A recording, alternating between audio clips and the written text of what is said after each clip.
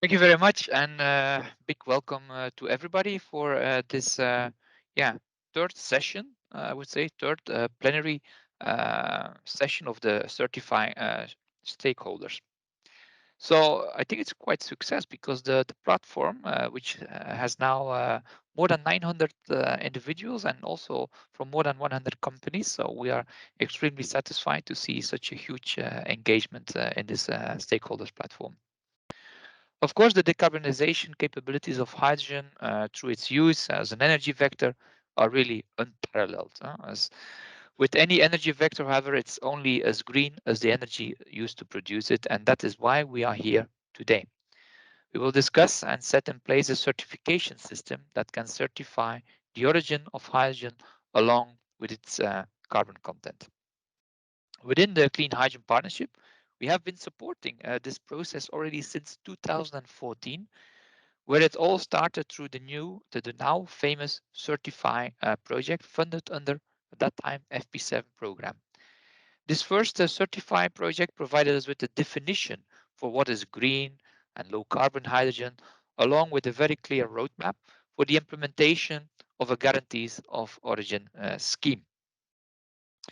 Following this roadmap, we moved ahead and continued to finance the second phase of this initiative, which we call the CertifHy 2 in 2017.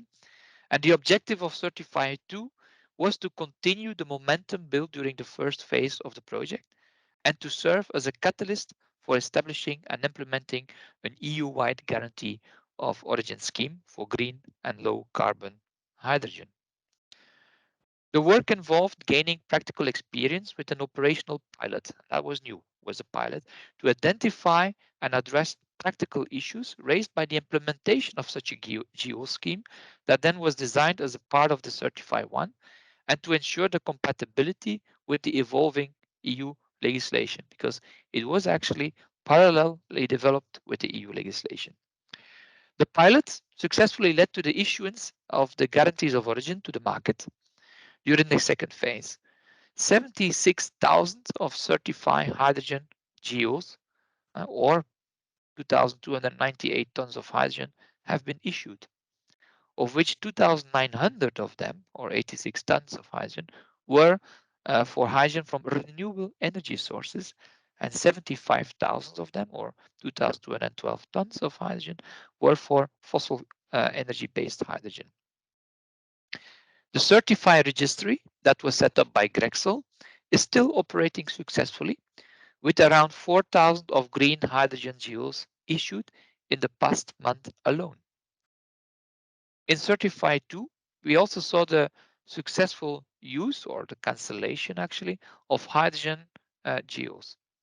The 1,660 GEOs were used or cancelled for hydrogen delivered to passenger car refueling stations, and we have to thank here H2 Mobility Deutschland in Germany, but also for bus refuelings, and mainly by thanks to Transport for London in the UK. So as of today, around 6,000 of GEOs have been used, showing that the market around hydrogen GEOs is growing. Nevertheless, looking at the large number of the issued GEOs compared to those that we have cancelled, it's clear that there is still an issue where we have to work on. In view of this, we have decided then to proceed with the funding of the third phase of CertifHy, or CertifHy 3, where we are looking at taking a Europe-wide green and low carbon hydrogen certification to the next level, basically from concept to implementation. So this time around, the focus has expanded and is around three main pillars, which I will explain you. The first pillar is the facilitating the EU-wide rollout of an efficient and harmonized hydrogen GEO market by closely cooperating with the Association of the Issuing Bodies, the AIB, but also future EU issuing bodies as well, as preparing the development of a new version of the Certified Guarantees of Origin scheme to better address the need of the hydrogen industry. The second pillar is to working towards the establishment of an EU voluntary scheme recognized by the European Commission for the certification of hydrogen as a renewable fuel of non-biological origin, or shortly we said the RFNBOs. This will be another key driver to the development of the clean hydrogen market. And the third pillar is, of course, constantly promoting the CertifHy scheme while relaunching the stakeholder platform and the working groups and to construct the CertifHy schemes. In 1.5 years into this third phase of CertifHy 3, a number of significant achievements have been achieved actually. The CertifHy 3 has contributed to the update of the IAB EECS rules with the development of the specific section of the EECS rules regarding gas and hydrogen, effectively working towards the harmonization of the hydrogen GO market in Europe. That's a very important achievement, I would say. The second one is that the work, however, has not been only limited with the IAB, but also outside the AIB, with the best example here being Vertogas. And Vertogas has now been appointed as the hydrogen GO issuing body in the Netherlands and has adopted the CertifHy scheme for renewable and low carbon hydrogen regarding the renewability and the greenhouse gas footprints methodology. So it's a huge success. The third one, or achievement, is that CertifHy 3 has set up the building blocks for developing a future EU voluntary scheme recognized by the European Commission to provide the RFNBO certificates to hydrogen producers and fuel suppliers, working towards the 14% renewable fuels target by 2030 set by the RED II directive. In practice then, also the CertifHy 3 has developed an architecture to accommodate the complex framework for hydrogen certification. So not considering only RFNBO certificates, but also GOs for the future union database. One of the basic premises of the envisioned certification system is that also hydrogen GOs and RFNBO certificates should and can be interlinked and to facilitate the tracking of the fuels in the future union database, which we believe that will also add more value and create demand for the use of the GOs. So we will, of course, hear more about its progress and perception in the presentations to come, but also in the interesting panel discussions that we have planned today. So once again, I would like to welcome you to this plenary session, hoping that you will find it as interesting as we hope. And we are counting on your active participation later on. And I also would like to thank, of course, all the partners who are working in the CertifHy 3 project, and of course also my team for setting up this very interesting platform today. So thanks and wish you a successful day. Thank you very much, Bart. Thank you very much for the kind presentation. Yeah, so actually, I think that you've introduced brilliantly the session, because every single talking point that you've introduced will actually be addressed during the session. So I think this is a perfect segue to a bit more detailed presentation of the CertifHy project, which I'm going to show you right now. Just a quick question from the chat box. So for your information, those sessions are recorded and will be available, and the presentations used during the sessions will also be shared afterwards. Most of them are panel discussions, so there won't be any presentation, but when there is a presentation that's available, we'll make sure to share it. Thanks, Bart. All right. Now, so before we move on to the panel discussion, I'd like to build upon what Bart has already introduced and present the CertifHy 3 project, its context, its objective, how we have been working and how we've been constructing this project and those achievements over the past 18 months. I won't touch upon the achievement yet. This will be for this afternoon, but I will be responsible for setting the scene for today's session. Before talking about hydrogen certification, I think this is worth talking at least a little bit about hydrogen in itself. So obviously, and I think that many people here in the room are already well aware of this and are already convinced, as we are, but hydrogen has been identified as a crucial tool to achieve the Europeans' deep decarbonization objectives. When we are looking at the Fit for 55 package, this is 40 gigawatt of electrolyzer capacity by 2030. The REPowerEU proposal goes even further with 10 additional megatons of imported hydrogen and 5 megatons, additional megatons produced on of renewable and low carbon hydrogen produced on EU soil. So this is definitely a growing market, even though the hydrogen market in itself is not new, but the renewable and low carbon hydrogen market is definitely a growing one that we need to structure, that we need to enable, that we need to facilitate. Next to that, it's very important to understand that hydrogen is not just a single-use molecule. It's really hydrogen will address multiple uses, both as an energy carrier and as a feedstock. And by the way, the more time goes on, the more the difference between hydrogen as an energy carrier and hydrogen as a feedstock actually fades, because we are trying to address multiple market, multiple use at the same time. But this is still something that we need to understand, that we need to keep in mind.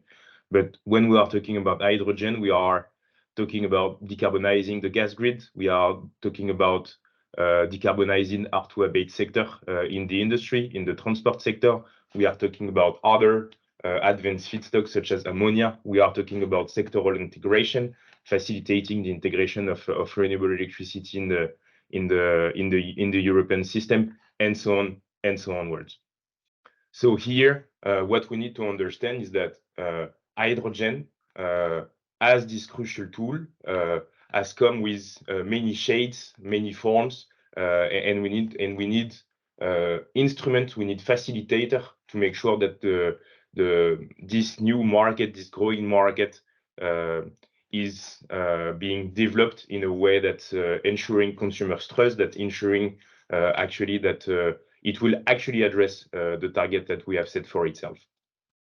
That being said, when we are talking about multiple uses, when we are talking about multiple markets, when we are talking about all those dimensions, we see that at the moment now, in 2022, hydrogen is not just one molecule, one commodity anymore. It's a product. And by a product, I mean that with different markets, transport, industry, energy, come already and will come in the future, different legislation, different targets, different criteria. And basically now, hydrogen is a product, is a multiplicity of products, green, renewable, compliant with RED II, and so on and so on, that's characterized by its environmental attribute. How the hydrogen has been produced, when it has been produced, what's its carbon content, as it receives subsidies, all those very important information now are really part of what hydrogen is as a product. And in the end, it means that we need to find a way to document those characteristics. We need a way to track those characteristics, and we need some new market instruments. And what I would like to say, and it's a big word, but I think this is worth it today, this new paradigm really makes certification a key driver to the development of the renewable and low carbon hydrogen market in Europe and beyond, because it is a mean to document and track the environmental attributes of hydrogen. It is a mean for hydrogen producers, for hydrogen consumers, for all market participants and economic operators. It is a mean to capture the premium value of renewable and low carbon hydrogen. And if there is a premium value for renewable low carbon hydrogen that can be captured through certification, it means that this is a market, it will be a viable market that will allow the EU to achieve its very ambitious decarbonization target and integration of renewable energy target. If we take a bit more in detail today, when we are talking about different markets, when we are talking about different perspectives, and if we are looking at the European legislation to date, we see two different pillars being developed for hydrogen. On one end, there is a voluntary market. This is driven by the willingness to pay by the consumer. This is a corporate taking the decision by itself to lower its carbon emission, to market low carbon product towards its end consumer, towards households, and so on and so onwards. And here, those hydrogen consumers need a solution to make informed decision regarding the hydrogen that they are procuring, be it for corporate social responsibility, GHG corporate reporting purposes. For this, the EU has introduced in the RED II Article 19 a mechanism of guarantees of origin. Guarantees of origin have been developed for many years in the electricity sector. The RED II has introduced the need for member states to implement a guarantee of origin system for hydrogen, amongst other energy carriers. And those guarantees of origin will be the enabler for those kind of consumers willing to procure and consume renewable and low carbon hydrogen. On the other side of the spectrum, there is what we call a regulatory market, a compliance market, where the European Commission has set binding target and specific criteria for the development of renewable hydrogen. This is RED II Article 25 to 30. Bart has talked about it. This is what we call the RFNBOs. And those RFNBOs, they come with new criteria, they come with new targets, they come with new constraints. And that means that for those products to be rightfully produced, rightfully valorized by market operator, we also need the RFNBO certification system. And here, what I really want to say, without going too much into detail, is you need to understand that for each market comes a certificate, comes a different product, and for each product comes a different type of certification system. And this is how actually the CertifHy 3 project has evolved in the past months. This is for today. Tomorrow, we could find other use cases, other type of hydrogen product, other type of uses for hydrogen certification, such as mitigating the price of carbon, and so on and so on. This is something that's not implemented yet, but this is definitely something that we are looking at. And to put CertifHy 3 in perspective, in this big picture for hydrogen certification, CertifHy 3's objective, in a nutshell, is to develop certification schemes for both the voluntary and the regulatory market. That being said, hydrogen certification is not easy. It introduces unique and complex questions, which the market needs to address as soon as possible, because the market is now. Because we need those certification mechanism to enable final investment decision for project developer. If I'm taking just a few examples, contrary to renewable electricity, so far, we don't have a complete legal basis for describing renewable hydrogen. We have the RED II, this is for one market, but we don't have a holistic definition of what renewable hydrogen is. So how to document the renewability of hydrogen on certificate? A second one, the carbon content of a megawatt hour of hydrogen is crucially important. We need to be able to define what's low carbon, what's renewable. We need at some point to know what's the carbon content of a kilogram of a megawatt hour of hydrogen. However, we are at the moment lacking clear standard and guideline. How to address those multiple production pathways, electrolysis, SMR, steam methane reforming, chloralkali, and so on and so onwards. How to avoid, by allowing for multiple standards and multiple guidelines to be developed, how do we avoid market distortion in the future? And last but not the least, I introduced already two different types of certification system when it comes to hydrogen, GOs and RFNBOs.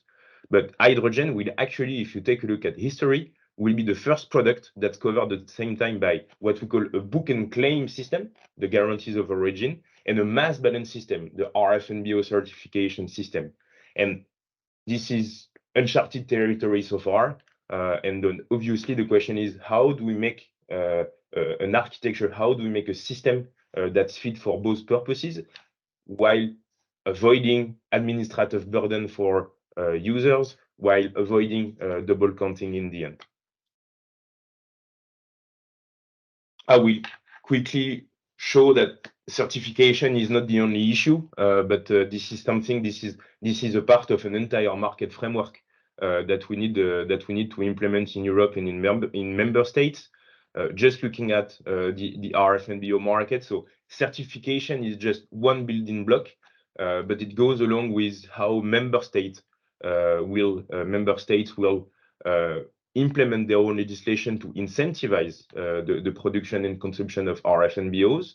RED III has introduced the need for member states to even create a credit market to facilitate the exchange of RFNBO certificate. An entire reporting system will need to be implemented. We are talking here about the union database, but also about national system in member states. And so, as you can see, this is a very complex value chain that needs to be implemented to actually enable the renewable hydrogen market to develop itself. And we CertifHy, as a developer of certification scheme, we are striving for collaboration with competent authority, with member states, to make sure that the system that we are developing are actually addressing the needs of member states, addressing the needs of economic operators.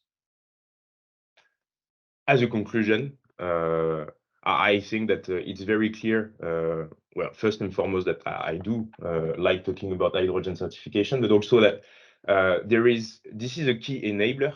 We have a lot of questions that needs to be addressed, and this is one of the key driver for CertifHy 3, but also CertifHy 1 and CertifHy 2. Now talking about CertifHy 3.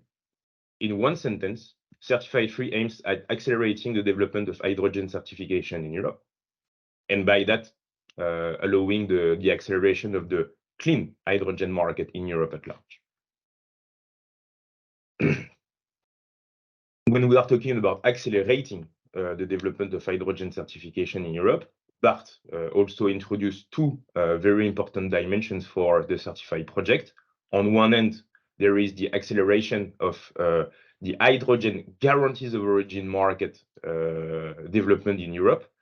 And to achieve that, CertifHy 3 has been collaborating. The AIB, the Association of Issuing Bodies, has joined the CertifHy 3 consortium, and CertifHy and the AIB through the AIB Gasking Group have actively contributed to the development of the new XEECS rules for gas and hydrogen. In parallel, we have been, and it will be presented. It will be presented this afternoon. We have been working very hard with our CertifHy stakeholder platform to update the CertifHy guarantees of origin scheme to make sure that CertifHy and the AIB are fully aligned to facilitate and to foster the development of harmonized hydrogen GO system in Europe. And we've been collaborating with hydrogen GO issuing bodies to help them to use what we've been doing during CertifHy 1 and CertifHy 3, CertifHy 1 and CertifHy 2, use it as preliminary knowledge, preliminary research to facilitate the implementation of hydrogen GO system in Europe with issuing bodies. Next to that, there is this new market that was created in between CertifHy 2 and CertifHy 3. There is the regulatory market, the RED II compliance market for RFNBOs. And so CertifHy 3's one of the main objectives of CertifHy 3 is to expand its schemes to RFNBOs and develop a new scheme for RED II compliance. What does it mean in practice? It means that, as I said, there is some key questions that we need to address when it comes to architecture, when it comes to how what's the interplay between GOs, RFNBO certification, voluntary schemes, the union database, and so on and so onwards. And so we've been designing an architecture that's fit for both mass balance and book and claim. And I believe that this is a talking point that will be the red line, one of the red lines of today's sessions. CertifHy has been taking part of the development of the has been contributing to the development, to the ongoing development of the European Union database through the gas focus group that are held by DGNR. And last but not the least, we have recently started developing a new scheme for RFNBOs. Our goal is to seek recognition as what we call EU voluntary scheme by the European Commission before the end of the year 2022. So very important, very ambitious objectives for the CertifHy 3 project. We are building upon what has been done during the CertifHy 1 and CertifHy 2. And by building upon, I mean using the knowledge that has been developed during the pilot of phase 2. This is still collaborating with the stakeholder platform, which is our main, I would say, one of our main governance body. This is how we make sure that we build system and schemes that are fit for the hydrogen industry, and this is how we ensure the buy-in from our stakeholders. And also, it means that with different milestones, with different objectives, we needed to also adapt our structure as a consortium, and so to present the member of the CertifHy 3 consortium. So the CertifHy 3 consortium is led, as it was for CertifHy 1 and CertifHy 2, by the company Hinicio, which I do also represent today, together with LBST, Boisson, Tube Sud, and two new entities have joined the CertifHy consortium with phase 3. As I already said, the Association of Issuing Bodies, who has been one of the key actor when it comes to development of the geo market for renewable electricity in the past 20 years, and is looking to be to have the same role for gas, hydrogen, heating and cooling, has joined the consortium, and CertifHy is now an observer and a active contributor to what the IAB is doing when it comes to hydrogen. And also, we do welcome the CEA, Commissariat aux énergies alternatives, who is providing us with very important information regarding what is being doing at the moment about GHG emission allocation worldwide. And last but not the least, there is a consortium. There are those companies and entities that I've just introduced, but there is also this stakeholder platform, so that has been creating during CertifHy 2. As Bart said, this is more than 900 individuals and more than 100 companies from the hydrogen world, from the certification world, with those working groups that remain active to contribute to the development of the CertifHy schemes, and making sure that we are developing schemes, systems, and solutions that are fit for the hydrogen market, that are fit for legislation, that are fit for what we need from hydrogen. A noticeable entry into the stakeholder structure is the new working group 5, led by Grexel, dedicated to issuing bodies. And within this working group 5, which is has held its first meeting a few weeks ago, but it's still being structured. The goal here will be really to create a forum for competent authorities, for issuing bodies, to gain operational experience, to gain operational return on experience, to facilitate the implementation and the operation of their future hydrogen issuing bodies. Working group 1, 2, 3, and 4 remains the same as they were in CertifHy 2, and they remain active. And I would like personally to thank all the stakeholders and all the individuals and all the companies that have been contributing to the development of the new CertifHy GO scheme, that have been contributing and will contribute in the future to the development of the RFNBO scheme.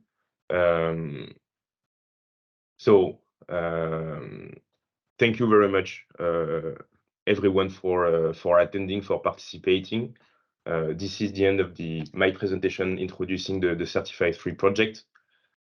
We have 10 minutes left, so maybe I will be able to take some questions, which I see are quite a lot in the chat box. So the slides and recording will be shared. So I have a question. So how CertifHy's guarantees of origin RFNBO certificate will be applicable for imported hydrogen countries outside of Europe?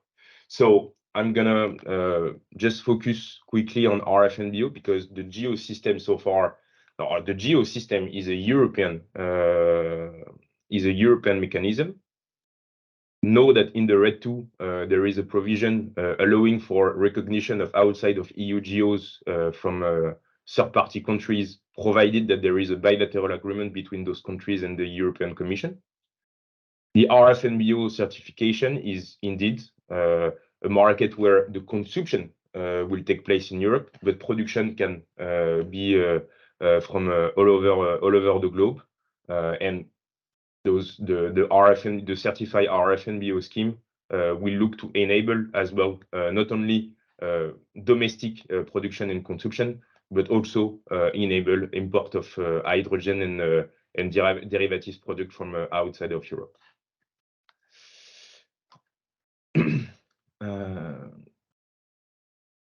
Just looking at the comment.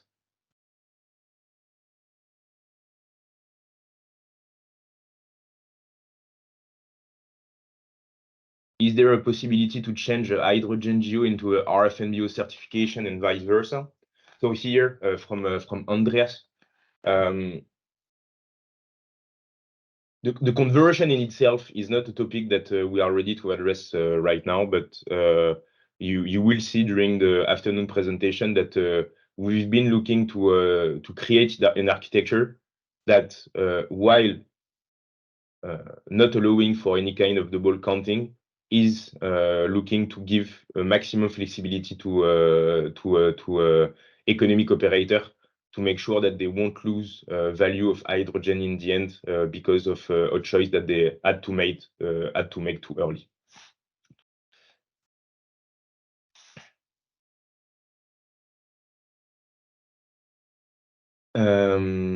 How will those certificates be applicable for hydrogen feed into the gas pipeline where it is mixed with natural gas?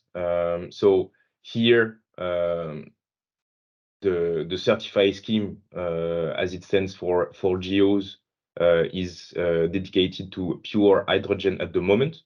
We will talk about that this afternoon because it has been an important talking point within the stakeholder platform. Mixture and blending, to be honest, is a very complex question that is being addressed at standardization level, at Sensenelec level, and I don't mean to have all the right answers, so I will prevent myself from having a clear answer today on this question. And I will try to take a last question before we prepare the next session. Let me check. In any case, thank you very much for all the comments. Obviously, we are not able to take each and one of them, but we will make sure that we keep all those questions saved so that we come back to you later down the line. So from Duke, do you envisage that the certificate can be dealing from the underlying commodity and traded independently? So here you are actually talking about a very important dimension when we are talking about certification. This is the difference between book and claim, what we call the book and claim system, and the mass balance system. So the book and claim system is the one that is much well known for electricity GOs in Europe for many years, where it is possible to trade independently the megawatt hour of electricity, the electron, and its environmental attributes to two different clients. This is the book and claim system, while the mass balance system is not allowing for such a functionality, and the physical product and its certificate must be sold and purchased together. So as I said, The GO system, as per RED2, is a book and claim system, and the RFNBO certification system will work on a mass balance system. So my answer to your question is both. We'll have a system that is allowing for delinking the underlying commodity and its environmental attribute. This is the CertifHy GO system.